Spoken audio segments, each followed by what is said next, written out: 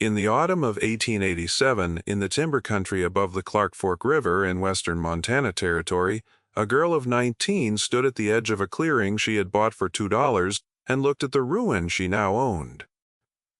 The sawmill had not run in 11 years. Its roof had fallen in 3 places, the carriage rails were red with rust, and the great circular blade at its heart was buried to the spine in rotted sawdust and the silt of 100 spring floods. The men who sold it to her had laughed when she counted out the coins. They told her she had bought a graveyard for machines and that she would not get a single board out of it before the snow came. She did not answer them. She had learned long ago that a quiet hand outlasts a loud mouth, and that the things a town throws away are sometimes the only things worth keeping.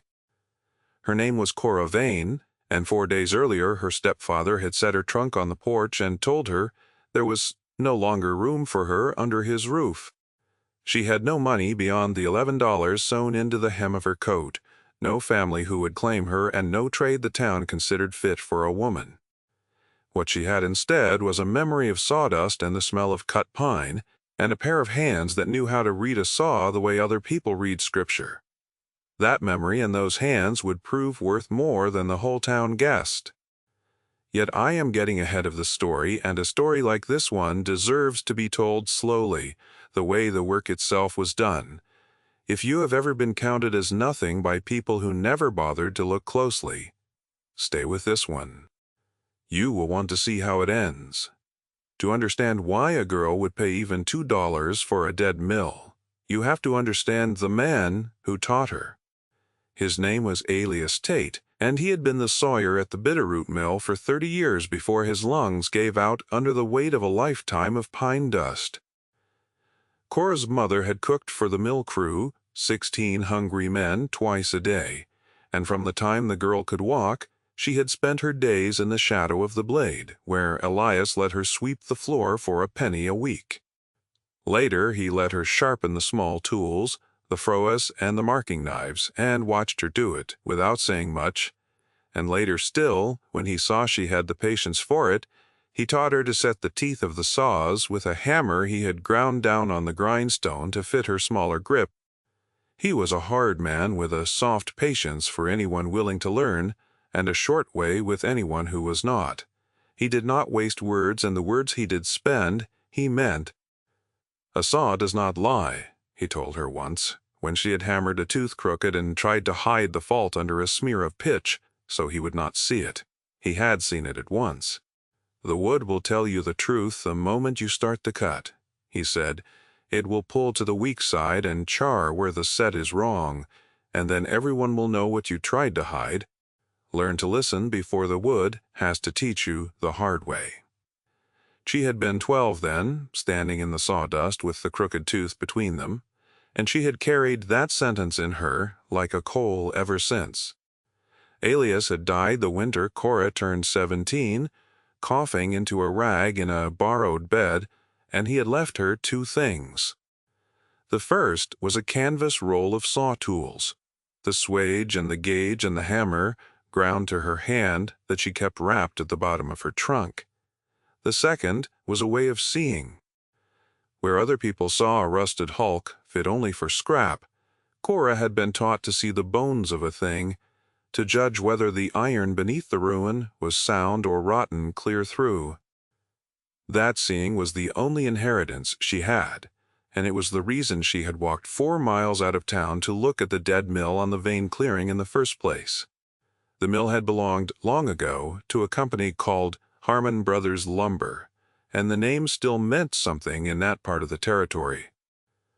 Silas Harmon had grown rich on Montana timber, and he sat now in a stone house in Missoula with a bank that carried his name on the door, and a row of men who carried his interests into every county office.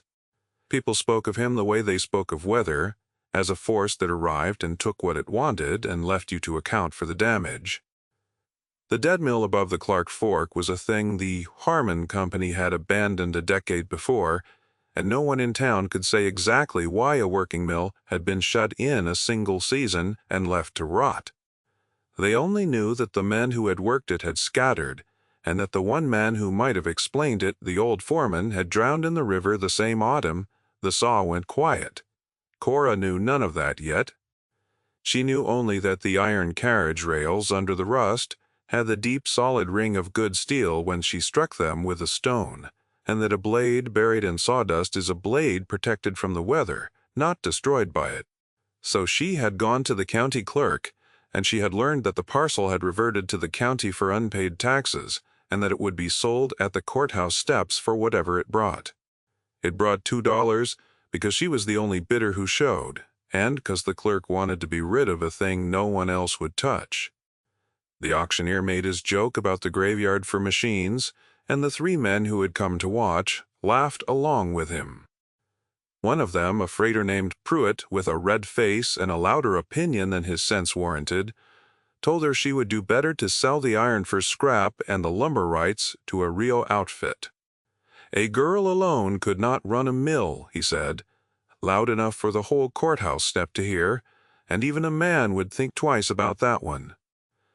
The auctioneer told her the nearest sawyer who might hire on was 40 miles off and would laugh her out of his yard.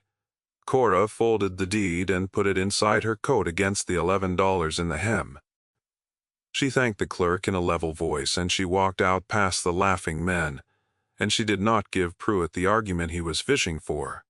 She had learned that an argument is a thing you can lose, and that work is a thing that only answers to the doing of it.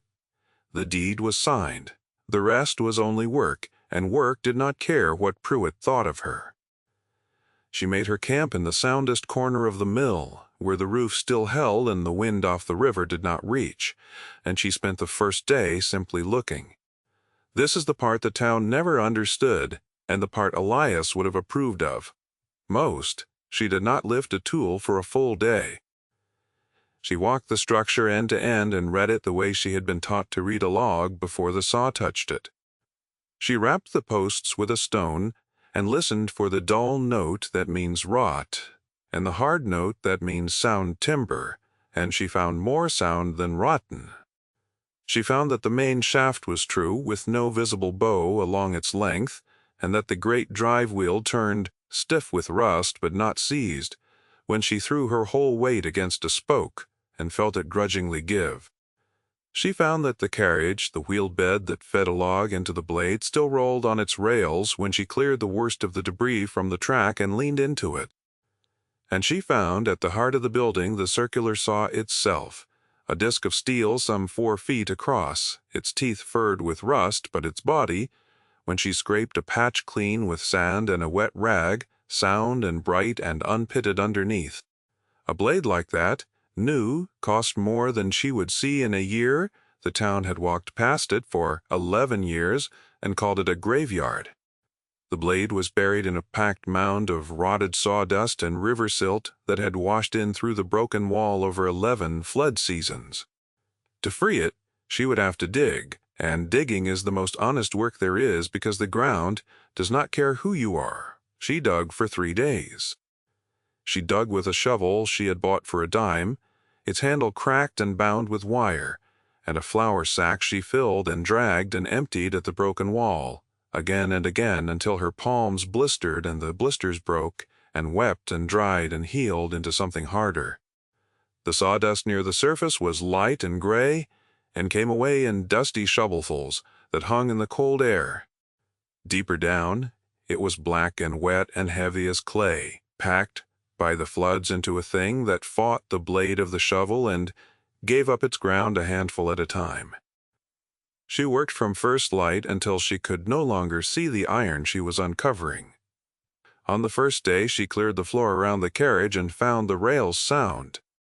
On the second day she reached the lower curve of the blade, and the iron collar that held it to the shaft, furred with rust but whole, and she found the bolts she would have to coax loose one at a time, each one a small argument between her wrench and 11 years of weather.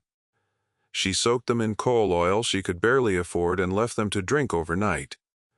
And on the third day, near the base of the blade, where the silt was packed hardest and blackest, her shovel struck something that was not iron and was not stone. It rang wrong.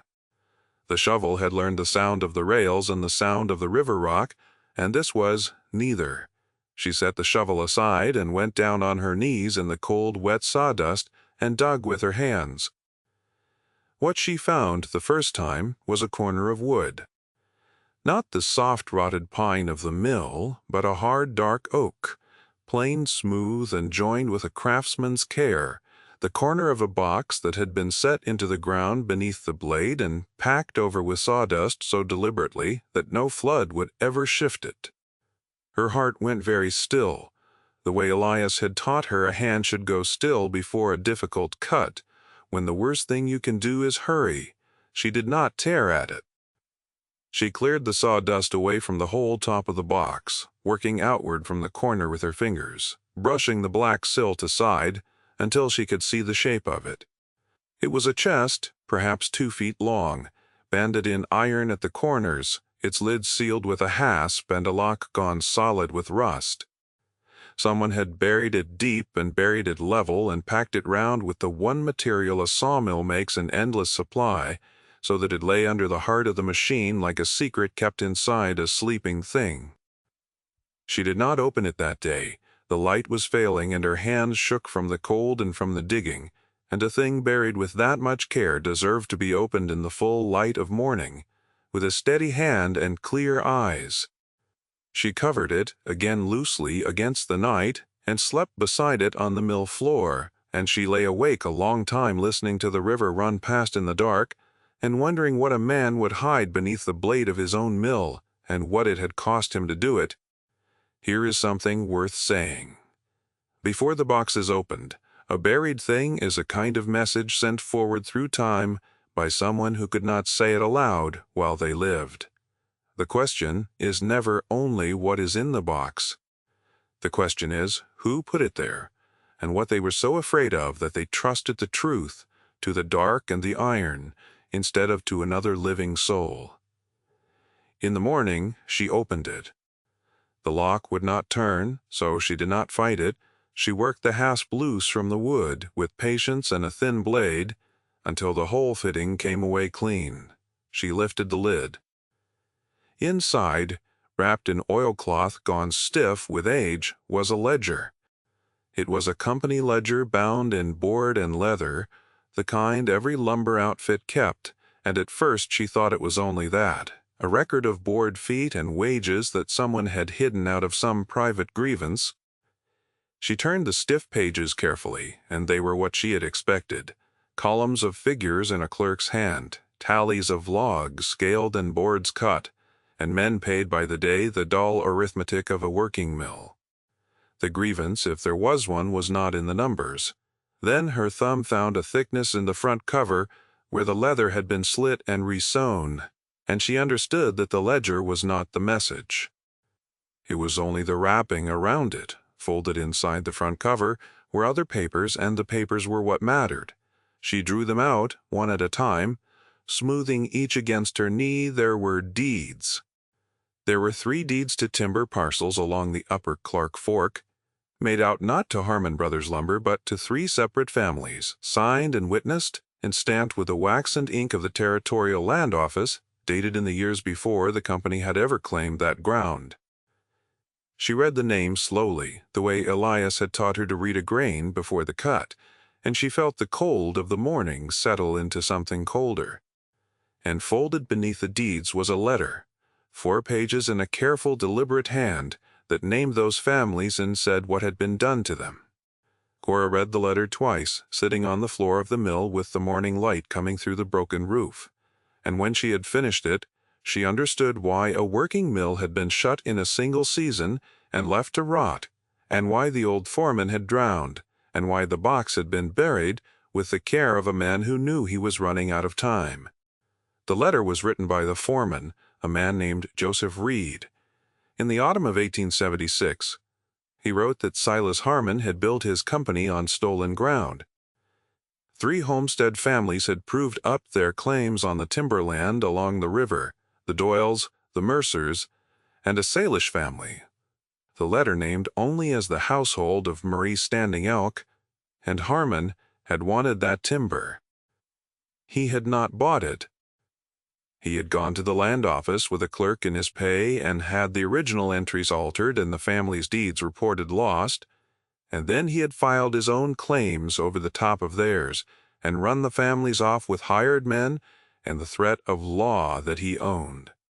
Reed had been the foreman who carried out the orders, and Reed had kept the true deeds, the ones Harmon believed destroyed, because some part of him had known from the start that he was helping to commit a theft he would answer for. When his conscience finally turned, Reed had threatened to take the deeds to the territorial court and undo what he had helped to do.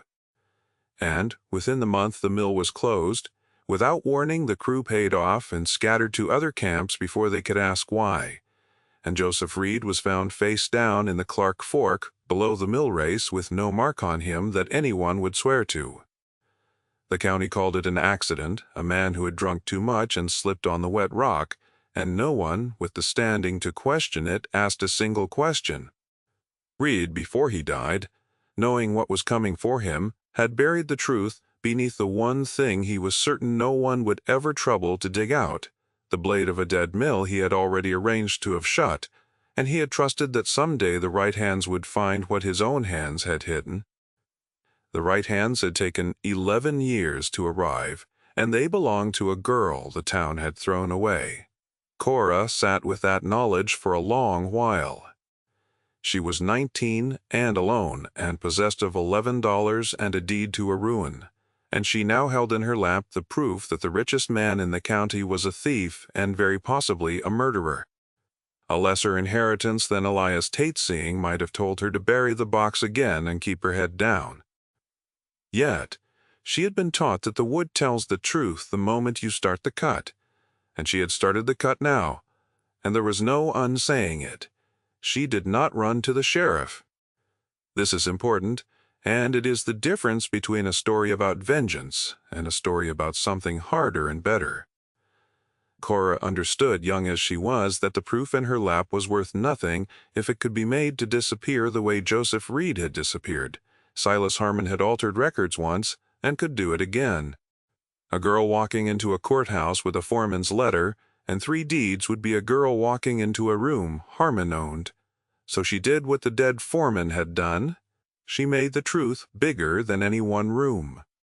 First, though, she needed to know the families were real and that some of them remained. So she folded the deeds back into the oilcloth and hid them where she had found them, beneath the blade, because the safest place for a secret is sometimes the place it was already safe, and she set out to find the people whose names she now carried. The first name she ran down was Mercer. She found a Tom Mercer running a livery stable 2 days' ride south, a man near 50 with a bad hip and hands stained dark from harness leather, and a memory that turned hard and bright the moment she said the word timber. He had been forking hay when she came into the barn, and he stopped with the fork half raised and looked at her the way a man looks at weather coming. His father had filed on that land, he told her, and they had been driven off it when Tom was a boy of 9. He remembered the day. He remembered the men who came with a paper that said the deed was lost, and the rifle one of them carried across his saddle, though no shot was ever fired, and his father standing in the yard with the false paper in his hand and no way to read past the words that were stealing his life. His father had died swearing, the deed had been real, and the loss a swindle, and no one in 40 years had ever believed him. Cora did not show Tom the deed. Not yet. She had been taught that you do not show your hand before you have read the whole grain.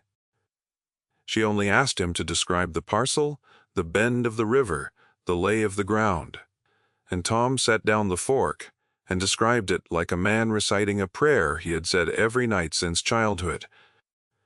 There was a stand of larch on the high ground, he said, that his father had meant to leave standing because it held the hill against the spring runoff. There was a spring that came out of the rock cold even in August.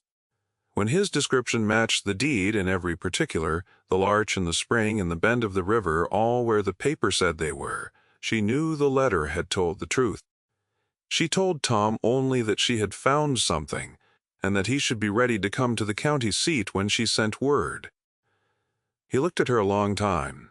This girl in a worn coat with sawdust still in the seams of it, and something in her steadiness made him nod. "I have waited 40 years," he said. "I can wait a little longer if you tell me the waiting will end." The Doyles were harder. The family had gone north after the eviction, scattered the way frontier families scatter when the ground is pulled out from under them, and the trail ran cold, and Cora spent 4 days she could not afford asking after them in towns where no one knew her, and no one had reason to help a stranger in a worn coat. She found at last a married daughter, Annie Doyle, that was now Annie Cobb, keeping house above a dry goods store in a rail town 2 valleys over. Annie was hanging wash on a line strung across the back stair when Cora found her, and she went still, with the wet sheet in her hands when the old names were spoken. She remembered the eviction the way you remember a house fire, she said in flashes of heat and noise and her mother's voice. And she remembered her father's deed folded in the family Bible, and she remembered the name Harmon spoken in her household ever after the way other families spoke of the angel of death. Her father had gone to his grave certain he had been robbed, and certain no one would ever prove it.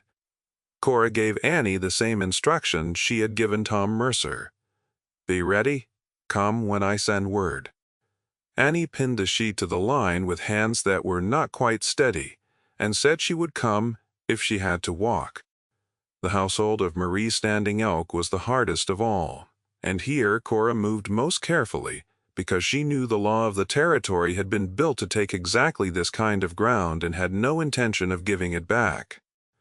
She found through a trader on the Jocko who knew the Salish families along the river that Marie Standing Elk had died years before, worn out before her time, but that her daughter lived, a woman named Susanna, who had married into a family near the agency.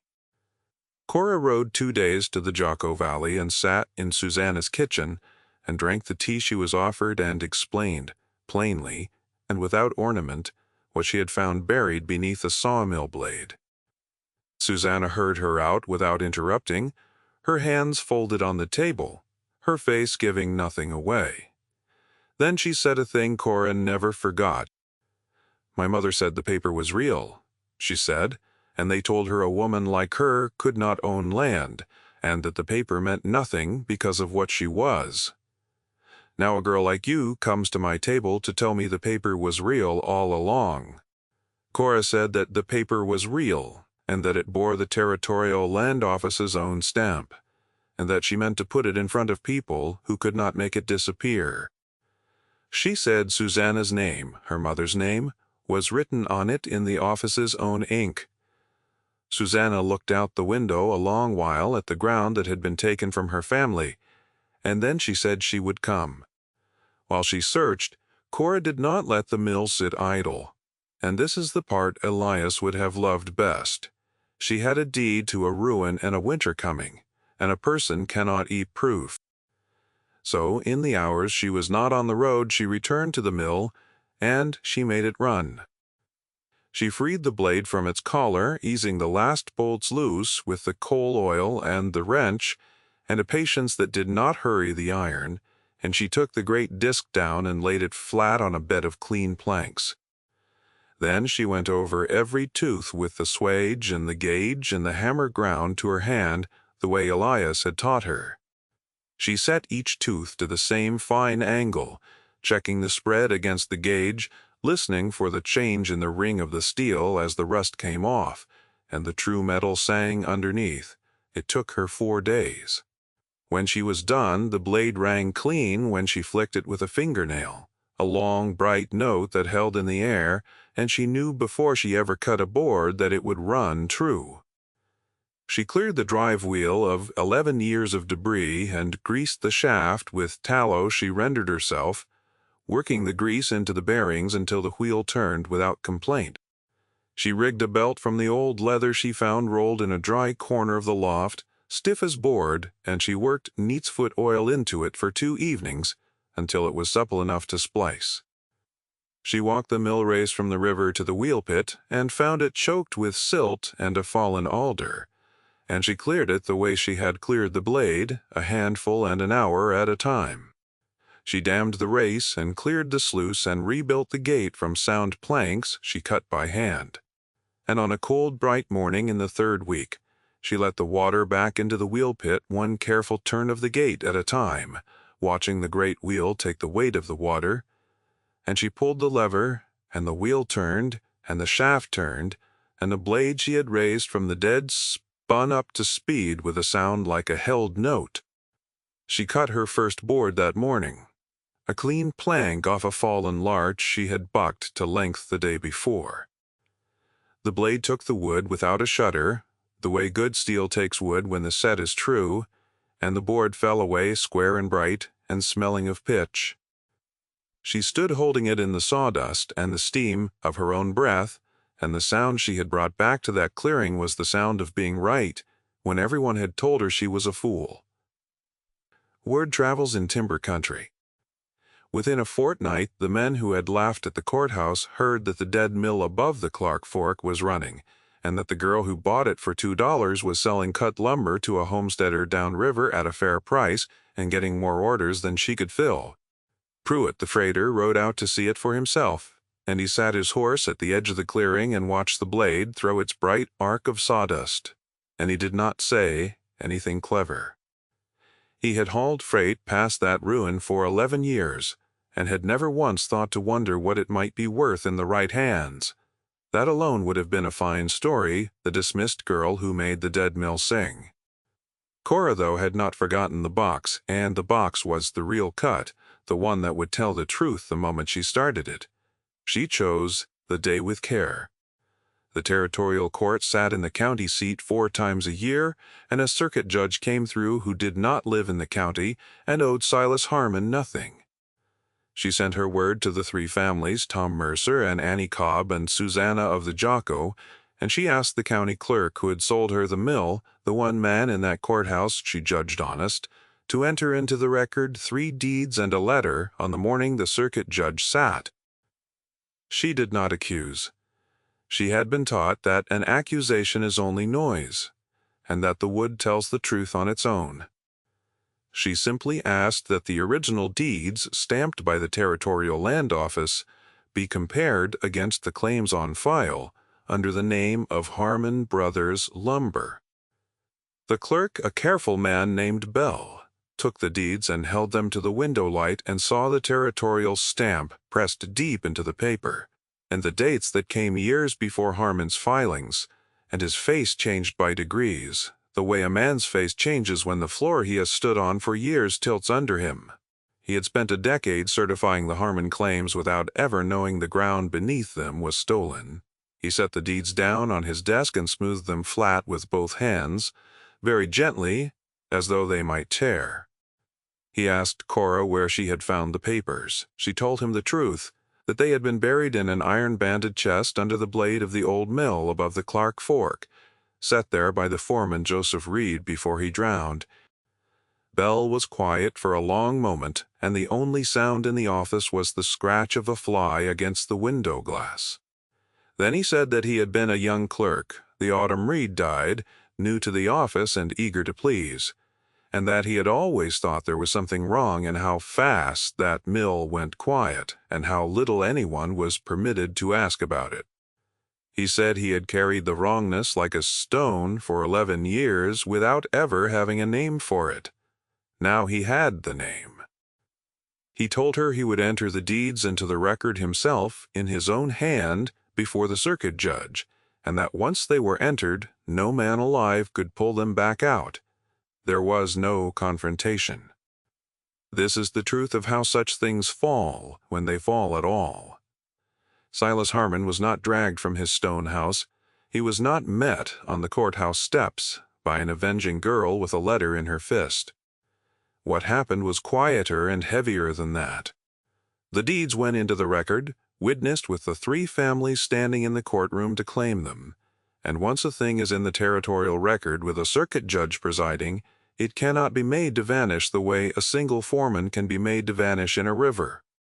The judge ordered the original claims investigated.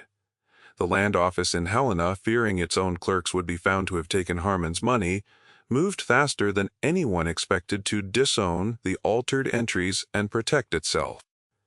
And Silas Harmon, who had built an empire on the certainty that paper would always do what he told it, found that the paper had at last told the truth, and that there was nothing he could threaten or buy that would put it back in the ground. He did not stand trial in the way the families might have wished. Men like Harmon rarely do. Even so, the timber parcels along the Upper Clark Fork were restored to the Mercers and the Doyles and to Susanna and her people. The value of 11 years of stolen lumber was charged against the Harmon Company in a judgment that broke its back, and the bank with his name on the door in Missoula closed within the year. He left the territory before the second snow. The town that had spoken his name, like weather, stopped speaking it at all, which is its own kind of justice, the dissolving of a man into the silence he had made for others. Cora took nothing from the judgment. The families offered her a share, and she refused it because the deeds had never been hers, and the lumber had never been hers, and a thing restored is not a thing to be skimmed. What she kept was the mill, which had been hers honestly for $2, and the trade which had been hers since she was 12 years old in the shadow of the Bitterroot blade. That was enough. It was, in fact, everything. Tom Mercer came back to his father's land and built a house on the high ground among the larch his father had described to a stranger in a livery stable. Annie Cobb's husband took up the timber rights, and Annie wrote Cora a letter once a year for the rest of her life. Susanna of the Jocko stood on ground that bore her mother's name in the territorial record at last, and she sent Cora, that first spring, a basket woven so tight it held water, and Cora kept it on the shelf above her workbench until the day she died. The men who had laughed at the courthouse did not, most of them, ever say they were sorry. That is not how it goes. Pruitt, the freighter, though, began hauling Cora's lumber to the towns downriver, and he charged her an honest rate.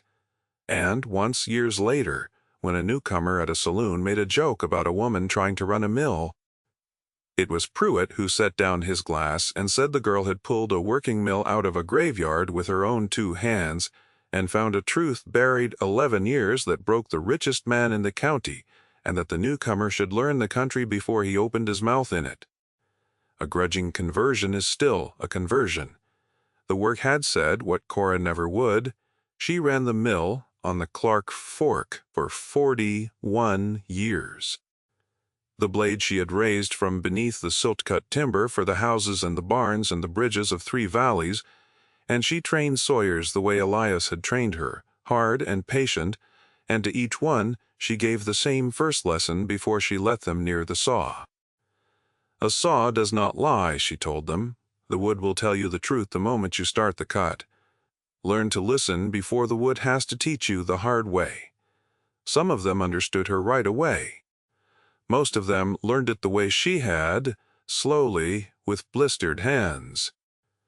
She never married, and she was never lonely in the way the town had predicted for a girl alone, because she had the mill and the families who came back every spring and the long satisfaction of a thing done right.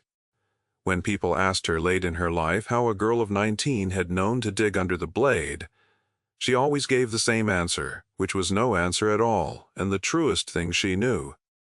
She said she had been taught to see the bones of a thing. She said the man who taught her had told her that what a town throws away is sometimes the only thing worth keeping, and that she had believed him, and that it had turned out to be so.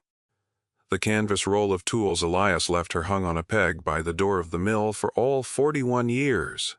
The swage, the gauge, the hammer, ground down to fit a smaller grip.